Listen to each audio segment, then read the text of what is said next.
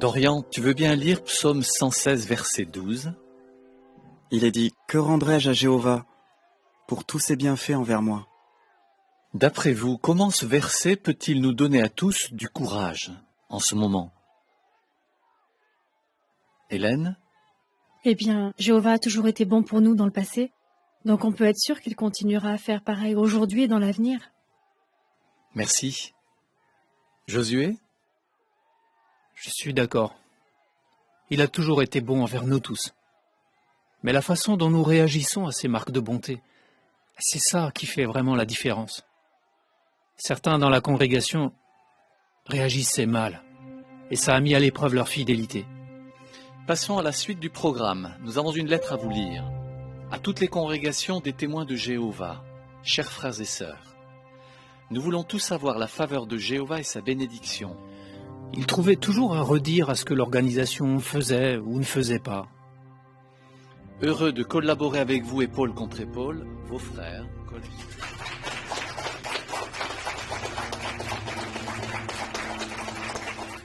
Le paragraphe 12 nous donne d'autres détails sur la compréhension affinée que nous avons reçue de ce récit passionnant.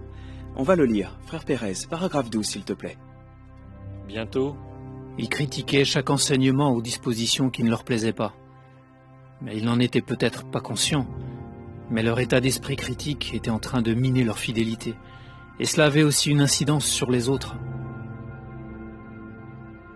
Avant de répondre à la question de ce paragraphe, qui voudrait lire Psaume 116, verset 12 ? Karl, s'il te plaît. Malheureusement, certains ont fini par quitter la vérité. À l'inverse, plus ma famille savait apprécier la valeur des bonnes choses que Jéhovah nous offrait, plus elle s'attachait à lui.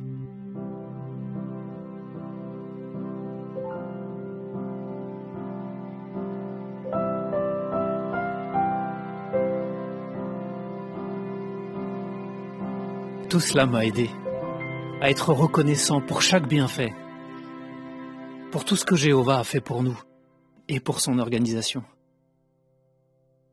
Et c'est ce qui fait qu'aujourd'hui on est là et qu'on pourra rester fidèle jusqu'à la fin de la grande tribulation.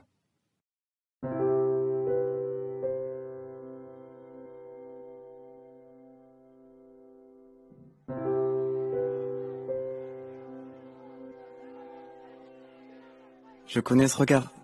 T'as aussi des choses à raconter, je me trompe? Oui, t'as raison, mais c'est... C'est sûrement pas un secret pour moi, de toute façon. Eh bien, ça fait pas exactement partie des choses dont j'ai envie de discuter avec mon petit frère. Ne te sens pas obligé d'en parler, Hélène. C'est seulement si tu en as envie. Ça va. En fait, moi... j'ai dû lutter contre tes pensées négatives. Sérieusement? Oui. Mais j'ai toujours eu à mes côtés une très bonne amie qui m'a écoutée et m'a aidée à lutter contre ces pensées. Et je la remercierai jamais assez. Je priais, mais parfois ces pensées négatives étaient tellement fortes que je ne savais plus quoi faire. Je sais. Ça doit être vraiment difficile pour toi. Mais est-ce qu'un jour ces pensées vont disparaître ? Ne t'inquiète pas trop pour ça, Hélène.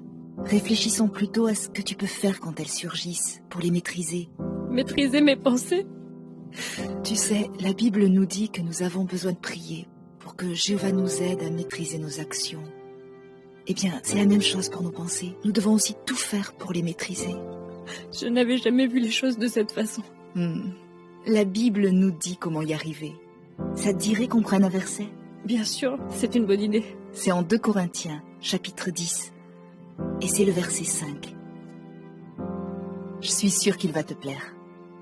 Chapitre 10, verset 5. Tu veux bien le lire ? D'accord. Car nous renversons des raisonnements et toutes choses altières qui se dressent contre la connaissance de Dieu. Et nous faisons toute pensée captive pour l'amener à obéir au Christ. Karine m'a montré ce que ça voulait dire, faire captive mes pensées négatives, pour les amener à obéir au Christ. Je devais identifier mes pensées négatives, chacune d'elles, et les mettre par écrit. et pour chacune d'elles, chercher ce que Jéhovah en pense. Puis trouver des versets dont je pourrais me souvenir chaque fois qu'une pensée négative refaisait surface. Je ne me séparais jamais de cette liste de versets.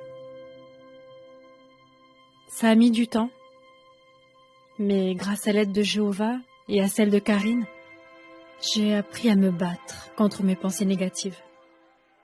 Hélène, tu as été courageuse de nous raconter ça.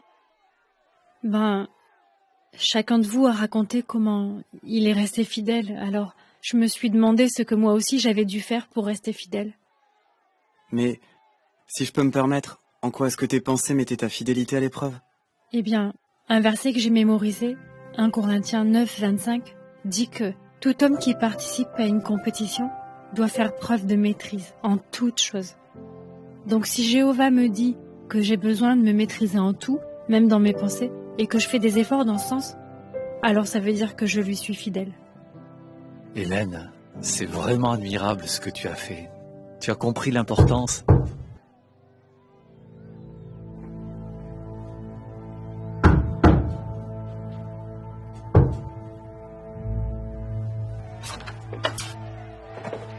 Salut, Hélène. Nelly, Hélène. Je suis tellement soulagée qu'il ne vous soit rien arrivé. C'est de pire en pire dehors. Chris, tu as pu visiter l'ensemble des autres groupes? Oui, Robert, j'ai recensé chaque membre des groupes. Merci. Donc tu as visité tous les groupes, même avec tout ce qui se passe à l'extérieur. Oui, j'avoue qu'on a eu quelques frayeurs. Mais on va continuer de s'occuper de tous les groupes, aussi longtemps qu'on le pourra. Les frères apprécient vraiment les gros sacrifices que tu fais. Et les tiens aussi, Nelly, pour soutenir ton mari. Comment vont les frères? Tout le monde va bien. Ils apprennent tous à vivre avec peu de choses, certains pour la première fois de leur vie. Nelly et toi, vous êtes des exemples. Vous savez garder l'œil simple. C'est gentil. Mais honnêtement, ça n'a pas toujours été le cas. Qu'est-ce que tu veux dire? Eh bien, un jour, on a regardé la vidéo « Nous vivons une vie simple ». Ça nous a vraiment aidé à réfléchir à nos priorités. On était tous les deux pionniers, mais on s'était installés dans notre petit confort.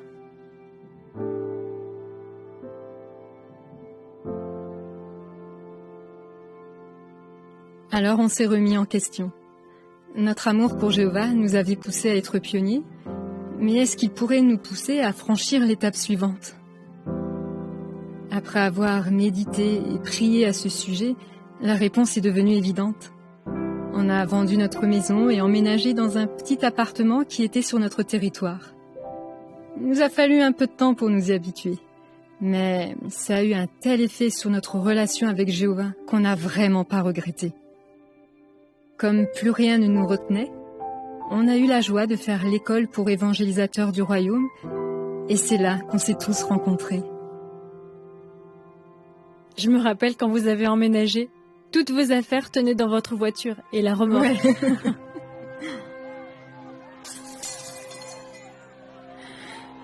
Cette situation va encore durer combien de temps?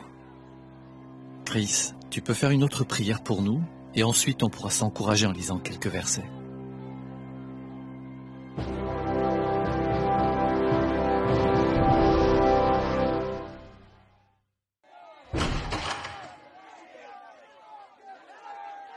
Les témoins de Jéhovah, ils sont où?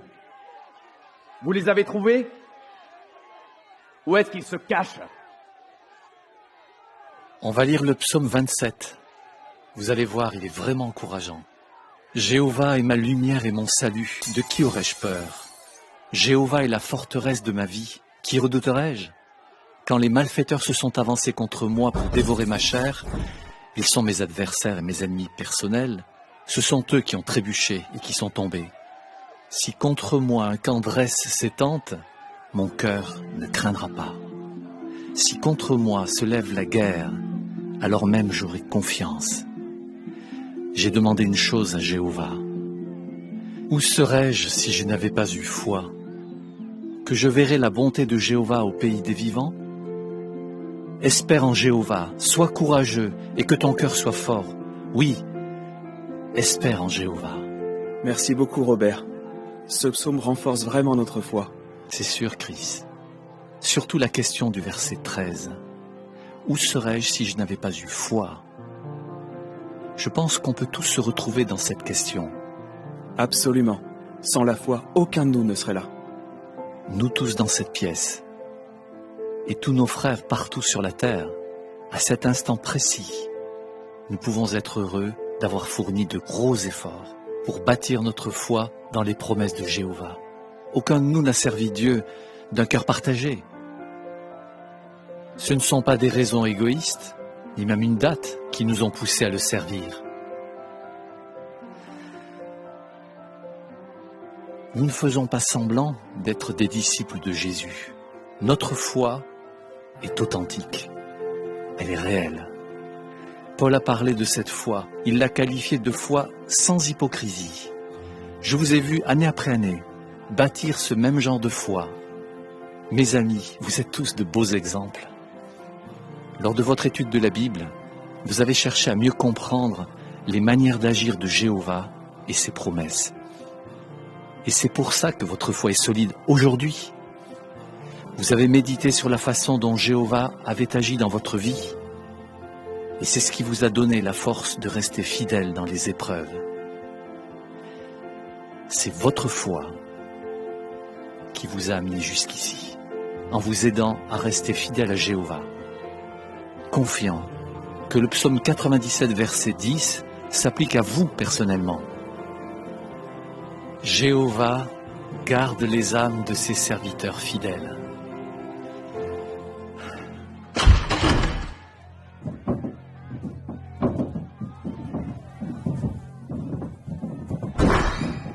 Où est-ce qu'il se cache?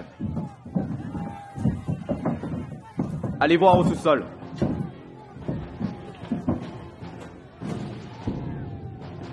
Ouvrez cette porte.